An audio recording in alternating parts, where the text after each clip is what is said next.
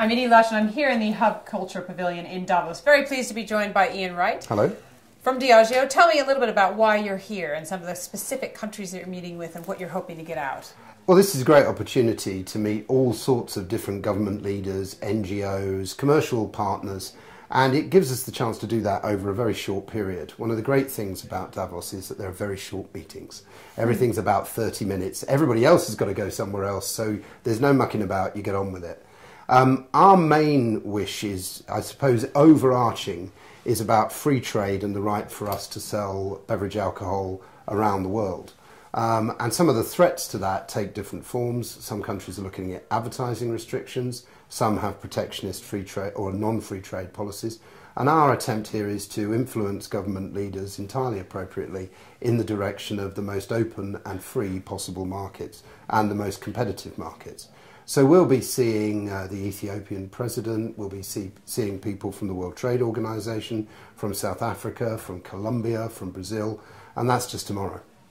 So I think Ethiopia is a relatively new market for you. Tell me a little bit about that. Yeah, we bought the Meta Brewery from the Ethiopian government in one of their privatisation programmes. We did so under the clear instructions of the now sadly deceased President Melesh. It was a real test case for them. And we've agreed with the Ethiopian government a whole programme of local sourcing of barley for that brewery, which is very popular in Ethiopia. It's a very, very popular brand. And so we'll be updating the new president on progress on our initiative with local farmers.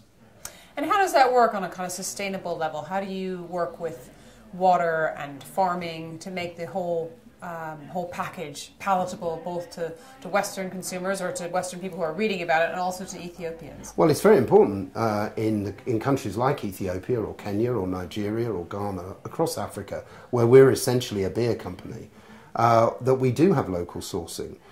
We know that local consumers actually make their choices based on how much the company contributes to the local economy. So they're very interested in a whole range of issues. Do you buy locally? Do you pay your taxes? Do you employ local people? So we have to be very strong local businesses. In Kenya, we're the largest business on the Kenyan stock market. And when you go into our Kenyan head office, there are 3 absolutely ginormous cups, trophies in the foyer. First time I went in, I said, "Oh, I didn't know we sponsored football." And they said, "No, that's the cup the government gives to the company which pays the most tax in any one year." That couldn't be a good thing for you to pay the most tax. I think it is a good thing. I think it's, I mean, clearly there are some tensions with the finance department on that, but actually it shows your commitment to the local economy. Tell me a little bit about free trade. I know you're seeing the WTO, preaching to the choir potentially, but what are some of the issues you're looking at? Well, protectionism, I think, is perhaps the worst legacy of the economic crisis. What we've seen is a whole load of governments, a whole range of different governments in different ways retreat into their shell. And the march of free trade, which through the 60s, 70s, 80s, 90s was pretty inexorable, has stopped. And what we're now seeing is we're not going to see a Doha round, we're not going to see a global agreement. What we are seeing is a lot of bilaterals. And each of those bilateral agreements has to be negotiated and has to be negotiated line by line. So we want the support of Pascal Lamy and the WTO in fighting for the biggest possible opportunity for free trade of products across borders. Now, alcohol is often a controversial area, and so we're often one of the areas in which some of the negotiators might want to trade concessions. So we're very keen to avoid that, obviously.